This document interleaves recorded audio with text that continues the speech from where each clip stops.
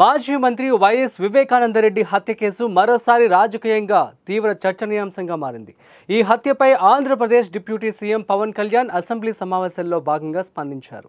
మన కళ్ల ముందే ఒక హత్య జరిగినా ఆ కేసులో ఏమీ చేయలేకపోయామని ఆయన ఆవేదన వ్యక్తం చేశారు. వివేక హత్య జరిగిందనే విషయం అందరికీ తెలిసిన సత్యమని పవన్ కళ్యాణ్ పేర్కొన్నారు. ఈ వ్యాఖ్యలతో రాష్ట్ర రాజకీయాల్లో ఈ కేసు మరోసారి వేడి పుట్టించింది. వివేక హత్య కేసుపై పవన్ ఏమన్నాడో చూద్దాం.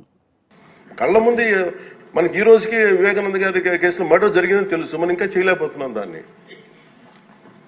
ఇవన్నీ అందుకని దీన్ని అంటే నా ఉద్దేశంలో అప్పీల్ టు యూ, కళ్ళ ముందు మనకి ఈ రోజుకి వివేకానంద గారి కేసులో మర్డర్ జరిగిందని తెలుసు, మనం ఇంకా చేయలేకపోతున్నాం దాన్ని. ఇవన్నీ అందుకని దీన్ని అంటే నా ఉద్దేశంలో అప్పీల్ టు యూ. ఇదిలా ఉండగా ఇదే కేసుకు సంబంధించి సుప్రీంకోర్టులో ఇటీవల కీలక పరిణామం చోటు చేసుకుంది. ఈ కేసులోని నిందితుల బెయిల్ను రద్దు చేయాలని కోరుతూ వివేక కుమార్తె వైఎస్ సునీత దాఖలు చేసిన పిటిషన్పై సెప్టెంబర్ 16న సర్వోన్నత న్యాయస్థానం విచారణ జరిపింది. నిందితుల బెయిల్ రద్దు విషయంలో తాము జోక్యం చేసుకోలేమని స్పష్టం చేసింది.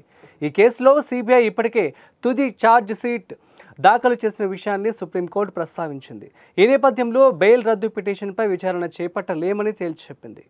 తదుపరి దర్యాప్తు కోసం కింది కోర్టును ఆశ్రయించాలని పిటిషనర్కు సూచించింది.